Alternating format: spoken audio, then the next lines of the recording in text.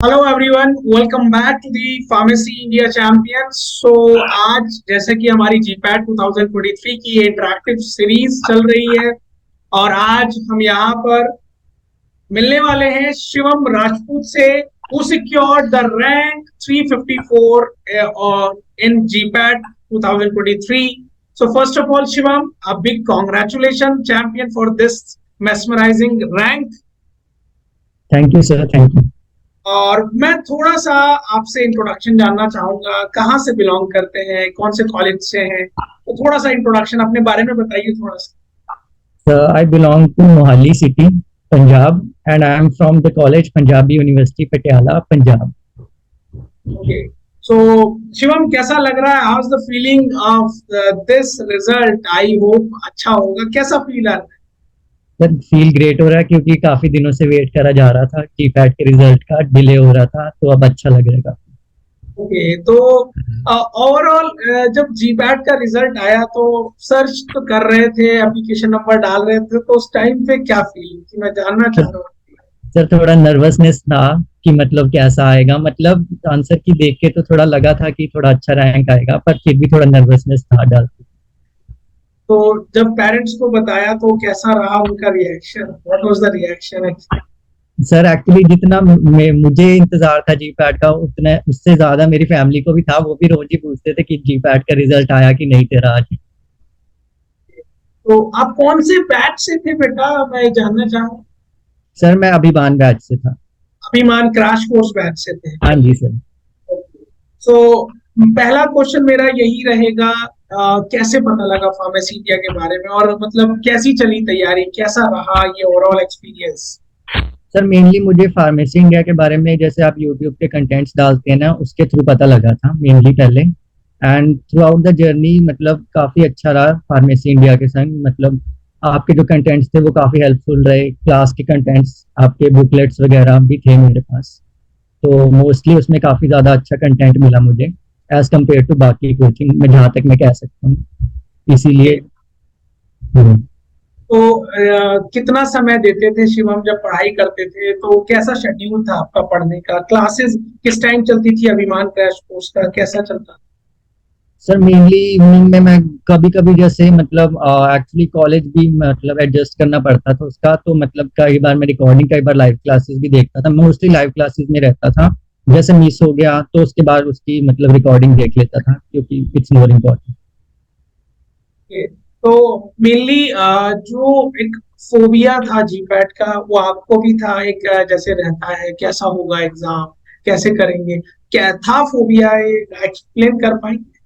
Sir mainly क्योंकि मैंने last year भी एग्जाम दिया था जी पैट का, इसीलिए ताकि मतलब थोड़ा इंट्रोड्यूस हो जाऊं। जब थर्ड ईयर में आपने एग्जाम दिया था? हाँ जी सर। हाँ सर, उस टाइम पे क्वालिफाई हो गया था मेरा। ये थर्ड ईयर में भी दिया था?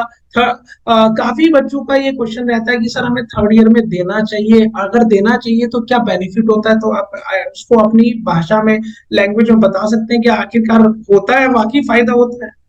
सर मोस्टली मैं तो कहूंगा थर्ड ईयर में काफी ज्यादा फायदा होता है। आपको पैटर्न मेनली पता लग जाता है कि आपको मतलब कैसा एग्जाम होता है, किस टाइप पे, मतलब कौन सा सेक्शन क्या प्रिपेयर करना है और कैसे अटेम्प्ट करना है आपको, कौन सा सेक्शन पहले करना है, कौन सा सेक्शन बाद में करना है आपको अटेम्प्ट, एंड मेनली आप कहाँ स्टैंड कर रहे हैं इन द थर्ड ईयर वैसे। ओके, बच्चों के बहुत सारे कमेंट्स आते हैं कि सर आप थर्ड ईयर में क्यों बोलते हो थर्ड ईयर में देना चाहिए? फाइनल ईयर वाले फिर आक्रोशित हो जाते हैं कि वो हमारी स्टाइपेंड खा जाएंगे। तो कुछ ऐसा भी है क्या कि आप थर्ड ईयर में, क्या स्टाइपेंड आपको मिला? थर्ड ईयर में नहीं मिला हो? नहीं सर, नहीं मिलता, क्योंकि हम एलिजिबल ही नहीं होते ना थर्ड ईयर में तो देने के लिए। तो उसका तो वो बस जस्ट प्रैक्टिस के लिए होता है वो तो हमारी। तो मैं यहाँ पर बच्चों की क्वेरीज के लिए क्लियर करना चाहूंगा, थर्ड ईयर में आप दे सकते हैं, पर स्टाइफंड तभी मिलेगा जब आप एलिजिबल होंगे। तो ऐसा किसी का कोई स्टाइफंड नहीं खाया जाता, वो अपनी एलिजिबिलिटी, अपना एफिशिएंसी चेक करने के लिए थर्ड ईयर में स्टूडेंट देता है, आप किसी को रोक नहीं सकते। तो मैं ये कहना चाहूंगा। दूसरा मैं एक क्वेश्चन पूछना चाहूंगा, डिमोटिवेशन आया होगा जब पढ़ रहे होंगे, तो कैसे हैंडल किया उस चीज को? सर डीमोटिवेशन आया था, मतलब जैसे अब जी पैट का एग्जाम भी काफी लेट हो चुका था बीच में, तो बीच बीच में कि मतलब वही सोच के कि मतलब कभी तो होगा, उसके बाद तो मतलब एक बार क्लियर हो गया तो उसके बाद तो ठीक है, मतलब मोस्टली ठीक ही चलेगा। तो इसीलिए डिमोटिवेशन को वैसे ठीक करना। नेक्स्ट मेरा ये रहेगा क्वेश्चन कि अपने आप की जो सेमेस्टर की स्टडीज है और जो कॉम्पिटिटिव एग्जाम की स्टडीज है उसको कैसे मैनेज किया? सर मैनेज मैंने मतलब टाइम करा होता था, मतलब मोस्टली मैं इवनिंग में मतलब जीपैट की मतलब प्रिपरेशन करता था। एंड पूरा डे मतलब जैसे क्लासेस लगा के नियर अबाउट 5 o'clock, और छुट्टी वाले दिन जैसे संडे सैटरडे तो थोड़ा टाइम मैंने सेमेस्टर एग्जाम्स को दे दिया।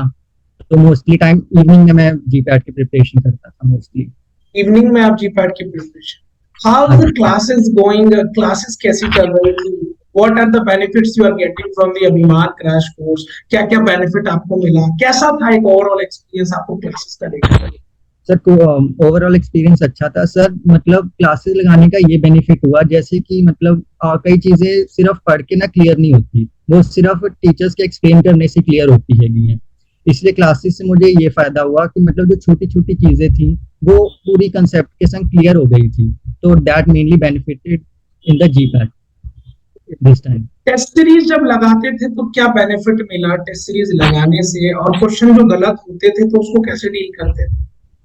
सर मेनली जब मैं टेस्ट सीरीज लगाता था तो उसके बाद मतलब सोल्यूशन आ जाते थे, तो मतलब जो चीज गलत होती थी जो वाला पार्ट, तो उसको मैं दोबारा रिवाइज करके उसको स्ट्रॉन्ग करने की कोशिश करता था ताकि आगे से वो ना हो। तो धीरे धीरे मतलब आगे लगाता गया, जैसे जैसे जीपैड नेड़े आता गया तो उसके हिसाब से मेरा स्कोर भी इंक्रीज करता रहा। तो मुझे पता लग गया था कि हाँ मुझे बेनिफिट हो रहा है इस चीज से। क्या गलतियां हुई हैं कि वो नहीं करनी चाहिए थी ड्यूरिंग योर प्रिपरेशन? कुछ गलतियां ऐसी होंगी यार, ये करके तो मैं पछताया, इसको नहीं करना चाहिए था, अगर ये नहीं किया होता तो आज अच्छी और अच्छी रैंक होती। तो कुछ ऐसा पॉइंट? हाँ सर, मेनली मैक्सिमम सोचते हैं कि मतलब कि सिर्फ क्वेश्चंस करने से, मोस्टली मैंने जहाँ तक सुना है अपने कॉलेज में भी कि मोस्टली एंड मोमेंट पे जैसे 2 महीने रह जाते हैं तो मतलब मोस्टली कहेंगे कि सिर्फ क्वेश्चंस कर लो कि वो हो जाता है। तो मैंने भी शुरू करा था 10-15 दिन में सिर्फ क्वेश्चन, पर उससे नहीं हुआ था। तो मतलब थ्योरी तो मोस्ट इंपॉर्टेंट है, साथ में क्वेश्चंस भी इंपॉर्टेंट है इसीलिए। तो मोस्टली बच्चे सोचते हैं कि महीना क्वेश्चंस लगाओ क्लियर हो जाएगा, तो मतलब वो चीज गलती होती है। बेस्ट सब्जेक्ट कौन सा था? नोट्स कैसे बनाते थे? सर मेरा बेस्ट सब्जेक्ट फार्मास्यूटिक्स है। तो नोट्स मैं मतलब मेनली क्लासेस के साथ साथ इन रिटर्न में लिख ही जाता था। एंड जैसे कि रिकॉर्डिंग हो गया, अगर कुछ मिस हो गया तो उसमें से नोट डाउन कर लेता था लास्ट में। मोटिवेशन कहाँ से मिलता था ड्यूरिंग द प्रिपरेशन कि नहीं करना है करना है करना है? वो एक मोटिवेशन आता ना, एक एनवायरनमेंट कैसे बनाता? सर मोटिवेशन तो मेनली जब आपकी क्लास लगती थी, मतलब आप तो मोस्टली आपकी क्लास स्ट्रेस बस्टर ही थी मेरे लिए, मैं यही कहना चाहूंगा।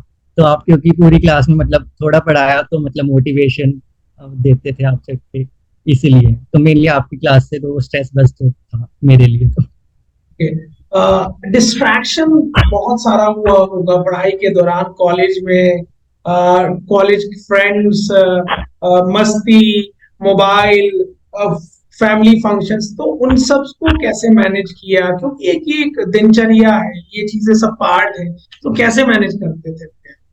सर था डिस्ट्रैक्शन तो मतलब मेनली फ्रेंड्स कहते थे यार तू तो मतलब टाइम देता ही नहीं हमें, मतलब मोस्टली तू जाता नहीं हैगा, बहुत कम फ्रीक्वेंटली ही जाता है ऐसे, तो मतलब हमेशा ही पढ़ने में लगा रहता है ऐसे करके। तो मोस्टली फैमिली भी मतलब कहते थे कि मतलब तू हमेशा ही थोड़ा बहुत पढ़ने में ज्यादा ही लगा रहता है क्या। तो फिर वो मैनेज, मैं कहना चाहूंगा वो मैनेज थोड़ा करना पड़ता है कि आपको अपने एंड पे, मेनली मैं कहूँगा सेल्फिश आई थिंक, अपने एंड पे होके वो करना पड़ता है, आपको वो करना पड़ेगा।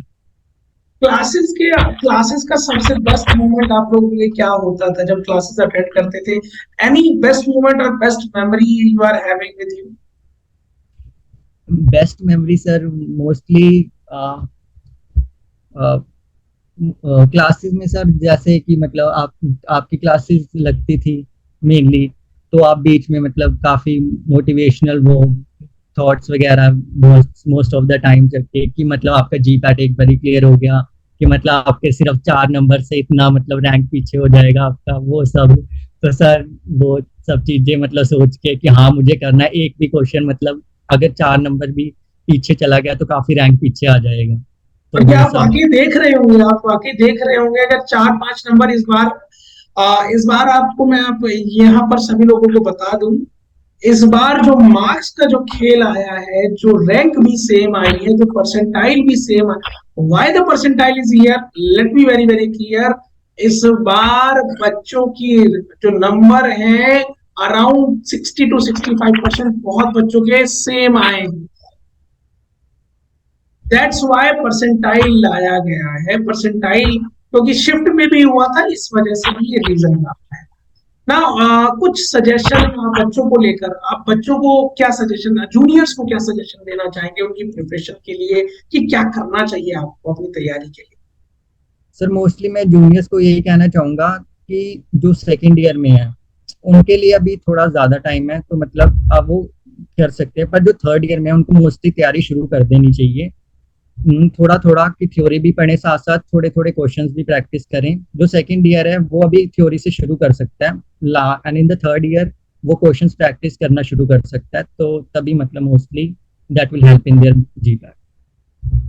कौन सी रेफरेंस बुक यूज करते थे आप फार्मास्यूटिक्स के लिए? Yes sir. रेफरेंस बुक को यूज करते थे आप फार्मास्यूटिक्स के लिए, स्टैंडर्ड बुक?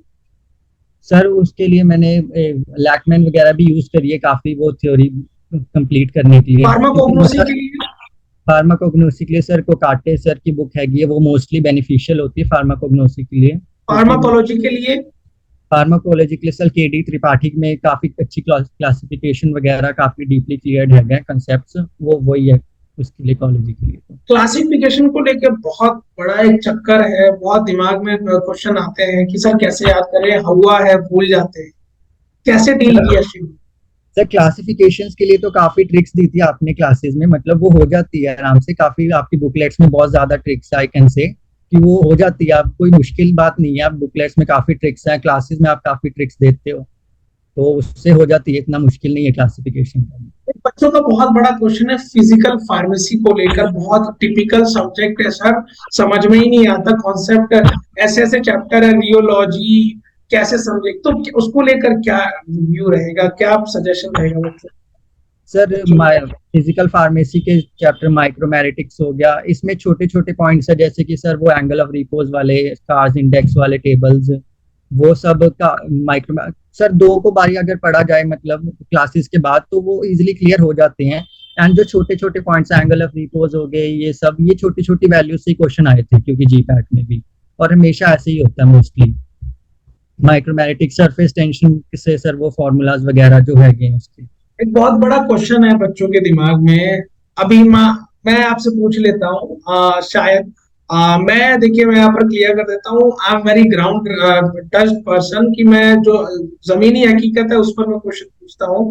शिवम, आप सभी को ये बता दें कि अभिमान जो क्रैश कोर्स है, how much price you will get in that, कितना वो प्राइस था अभिमान क्रैश कोर्स का? बहुत बच्चों का क्वेश्चन आता है, सर आप बहुत ज्यादा फीस चार्ज करते हैं क्लासेस की। हाँ सर, ये भी मैंने बात करनी थी सर, आपके जो मतलब पैकेजेस हैगे हैं वो काफी अफोर्डेबल हैगे हैं as compare to other coaching, मैंने ये भी बात नोट करी हैगी है, और इतना ज्यादा प्राइस नहीं था सर, क्योंकि काफी कोर्स अगर कंपेयर किया जाए बाकी कोचिंग से, मैं नाम नहीं लूंगा, बाकी कोचिंग से अगर कंपेयर किया जाए काफी अफोर्डेबल प्राइजेस हैं आपके उसके क्रैश कोर्स, एंड बाकी जो अर्जुना वगैरह कोर्स है मैंने देखे हैं उसके काफी अफोर्डेबल, एंड मोर ओवर आप जैसे ओकेजन होती है तो उस पर भी ऑफर लग जाता है। तो बच्चों के माइंड में क्वेश्चन आता है कि let me very very clear, कि सर प्राइस कम होगा तो शायद क्वालिटी नहीं, is that something? No sir, ऐसे नहीं होता हैगा कि क्वालिटी ऐसे गिर जाएगी मतलब प्राइस कम होगा, क्योंकि क्लास बैच तो सर वही रहेगा ना, टीचर्स भी वही रहेंगे जो टीच करेंगे मेनली, तो वो कुछ अलग तो टीच करेंगे नहीं बाकी स्टूडेंट्स को। Okay, last but not the least, बच्चों को किस तरह से सजेस्ट करेंगे फार्मेसी इंडिया के रिगार्ड में, अगर वो तैयारी करना चाह रहे हैं तो कैसे आप उनको गाइड करेंगे, किस तरीके से आप उनको जोड़ेंगे, मतलब क्या बोलना चाहेंगे? सर मैं यही बोलना चाहूंगा, जो थर्ड ईयर में है स्टूडेंट्स मेरे जूनियर्स, तो उनको मेनली कोर्स खरीद लेना चाहिए, मतलब ताकि मेनली उनके कंसेप्ट क्लियर हो जाए, क्योंकि GPAT is mainly based on the concept, क्योंकि क्लासेस के बिना आई थिंक कुछ चीजें ऐसी होती हैं, मतलब बुक से पढ़ रहे हैं आप, वो सिर्फ क्लासेस से ही क्लियर होंगी, और तो मेनली मैं यही कहूंगा उनको कि थर्ड ईयर में कोर्स ले लेना चाहिए ताकि उनके कंसेप्ट क्लियर हो जाए। इसलिए मैं यही रेफर करना चाहूंगा उनको फार्मेसी इंडिया के लिए। And moreover prices are mainly affordable for most of the students, I can say. Okay Shivam, nice talking with you. बहुत अच्छा लगा आपकी रैंक भी जानकर, आपसे बात भी कर कर। बहुत खुशी होती है जब आप लोग जुड़ते हैं, फार्मेसी इंडिया से जुड़ते हैं, क्योंकि जाते जाते मैं यही कहूंगा, आप हैं तो हम हैं, आपकी वजह से ही हम हैं। और तैयारी इसी तरीके से करते रहिए। आशा करता हूं कि आप नाइपर में भी इसी तरह से चमकेंगे, यही और तैयारी के साथ। एंड वी आर हैप्पी कि हम लोग नाइपर में भी एक स्क्रीन साझा करें कि सर नाइपर में भी कर दिखाया है, नाइपर में ये रैंक आई है। और इस बार we are expecting more, double digit rank, triple digit में आ चुके हैं, अब हम डबल और सिंगल डिजिट की तरफ हम लोग कोशिश करेंगे। मैं चाहता हूं और ये चीज हो, तो आशा करता हूं इसी तरह से जुड़े रहें बच्चे हमारे साथ। अब मैं कह सकता हूं फार्मेसी इंडिया के सक्सेसफुल एलुमिनाई बन चुके हैं। Congratulation to you and to thank your you. family. And last, wish you all the best beta for your NIPER exam. हमेशा जुड़े रहें, और बच्चा कोई भी अगर जूनियर है तो उसको गाइड करने की कोशिश करें अबाउट जीपैड। हमारा मेन मकसद यही है कि हर एक बच्चे को अफोर्डेबल चीजें मिल सके, अफोर्डेबल प्राइस में with the best quality which you are getting. Thank you So sir.